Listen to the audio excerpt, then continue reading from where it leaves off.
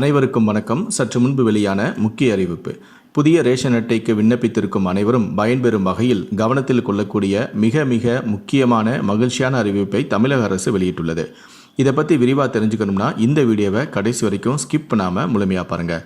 இந்த வீடியோக்குள்ளே போகிறதுக்கு முன்னாடி இந்த வீடியோக்கு ஒரு லைக் பட்டனை ப்ரெஸ் பண்ணிடுங்க. நீங்கள் இது வரைக்கும் என்னோட சேனலை சப்ஸ்கிரைப் பண்ணாமல் இருந்தீங்கன்னா மறக்காமல் சப்ஸ்கிரைப் பண்ணிக்கோங்க. கூடவே அந்த பெல் சிம்பிளையும் மறக்காமல் கிளிக் பண்ணிக்கோங்க. சரி, வாங்க இப்போ வீடியோக்குள்ளே போகலாம். தற்போதைய நிலவரப்படி தமிழ்நாட்டில் மொத்தம் 2,24,19,359 கார்டுகள் உள்ளன. இதற்கிடையே மகளிர் உரிமை தொகை திட்டம் செயல்பாட்டுக்கு வந்த நிலையில் குடும்பத்தில் இருப்பவர்கள் தங்களை பிரித்து கொண்டு புதிய ஸ்மார்ட் கார்டுக்கு விண்ணப்பிக்க தொடங்கினார்கள். அதனால் புதிய கார்டுகள் வழங்குவது தற்காலிகமாக நிறுத்தப்பட்டன. பின்னர் மீண்டும் ஸ்மார்ட் கார்டுகள் வழங்கும் பணியும் நடைபெற்றது.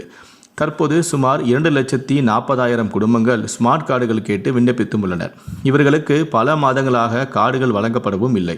இந்நிலையில்தான் சிலருக்கு உங்களுக்கு ஸ்மார்ட் கார்டு ஒப்புதல் ஆகிவிட்டது என்ற குறுஞ்செய்தி வந்தது.